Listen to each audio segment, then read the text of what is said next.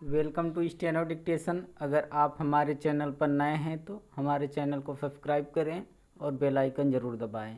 Dictation 5 second बाद शुरू होगा। स्टार्ट। उपाध्यक्ष महोदय, मैं माननीय मंत्री जी को हार्दिक धन्यवाद देता हूं कि उन्होंने आज के राजनीतिक अंधकार में देश के सामने एक प्रकाश और आशा उपस्थित की है। कुछ वर्ष पहले जब यह भारत देश स्वतंत्र हुआ था तो उसके सामने दो मार्ग थे, एक प्रजातंत्र का और एक तानाशाही का। देश की जनता ने इस देश की भावनाओं का आदर करते हुए इस देश में प्रजातंत्र को अपनाया और उसी दिन से तानाशाही का विरोध किया। परंतु दुर्भाग्य का दिन वह था जब कि इस देश में प्रजातंत्र को समाप्त करने के लिए राजनीति में भ्रष्टाचार आरंभ हुआ था। इस देश में प्रत्येक क्षेत्र में भ्रष्टाचार है, जहां जाओ वहां भ्रष्टाचार। परंतु यह भ्रष्टाचार जिस दिन राजनीति में आया वह दिन देश का दुर्भाग्यपूर्ण दिन था। मुझे सबसे अधिक दुख तो इस बात का है कि पूज्य महात्मा गांधी, जिन्होंने इस देश की आधारशिला सत्य और अहिंसा पर रखी, आज उसी देश में उन्हीं के समर्थकों ने उनकी सत्य और अहिंसा की भावना को ठुकरा दिया। उपाध्यक्ष महोदय, सबसे पहली बात यह है कि दल बदल को समाप्त किया जाए। यह क्यों होता है? जहाँ तक मैं समझ सका हूँ, इसका कारण या तो रुपयों का लोभ या मंत्री पद का लोभ है। मंत्री पद का लोभ बहुत बड़ा होता है। लोगों ने बाजारों में गाय बकरी आदि बिकते देखा, लेकिन बाद में लोगों ने राजनीति के बाजार में विधान सभा के सदस्यों या संसद सदस्यों को बिकते हुए देखा है। आज प्रजातंत्र संकट में आ गया है।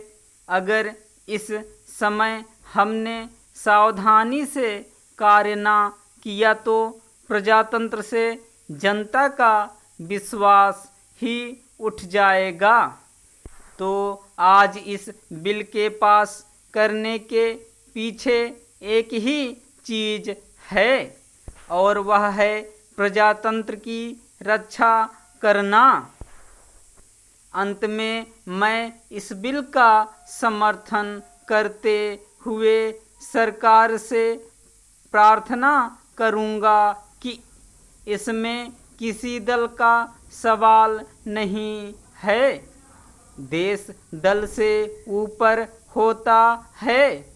दल देश के लिए है, देश दलों के लिए नहीं है। इसलिए सरकार को दल से ऊपर उठकर उस भावना से जिससे राजनीतिक क्षेत्र में भ्रष्टाचार समाप्त हो सके, कदम उठाना है।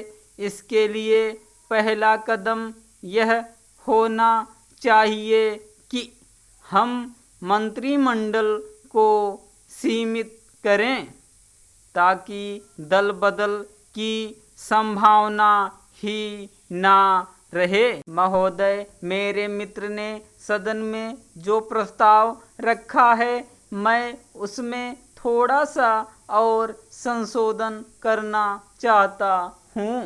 उन्होंने 14 भाषाओं की मांग की है, पर मैं मांग करता हूँ कि इस देश में एक दक्षिण की भाषा और एक उत्तर की भाषा हो। उत्तर की भाषा हिंदी हो और दक्षिण की कोई भी एक भाषा हो जिसे हम भी सीखें और वे भी सीखें।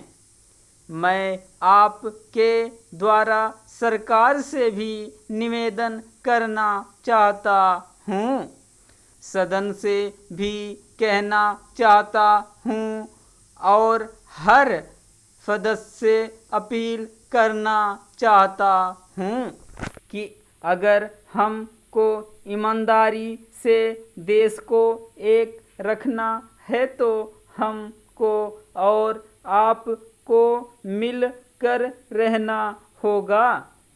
हमें देश में एकता लानी होगी, क्योंकि हमारे देश की सीमाओं पर लड़ाई के बादल दिखाई पड़ रहे हैं।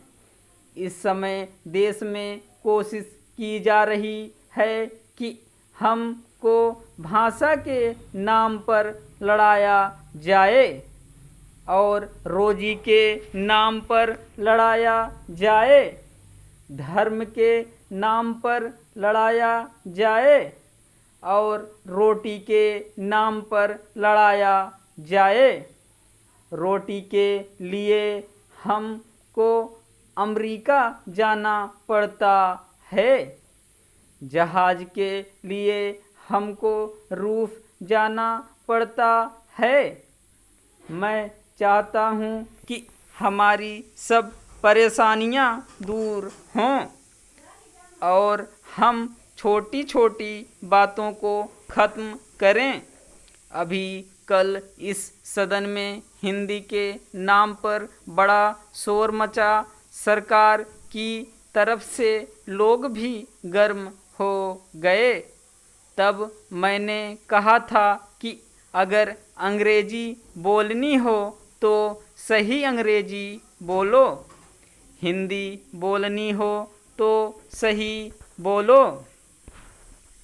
महोदय, 90% यहाँ गलत अंग्रेजी बोली जाती है।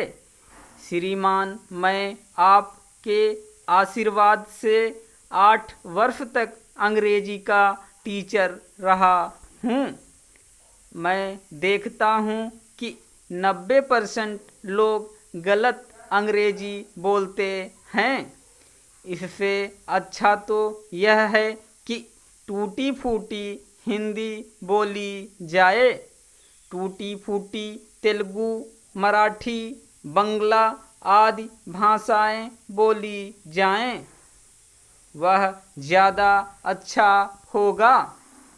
ज़्यादा नहीं, 4 भाषाएं आप लें, एक मराठी लें, एक बंगला लें, एक दक्षिण की भाषा लें और एक हिंदी लें। 4 ले लें, लेकिन अंग्रेजी को ज़रूर सलाम बोलें।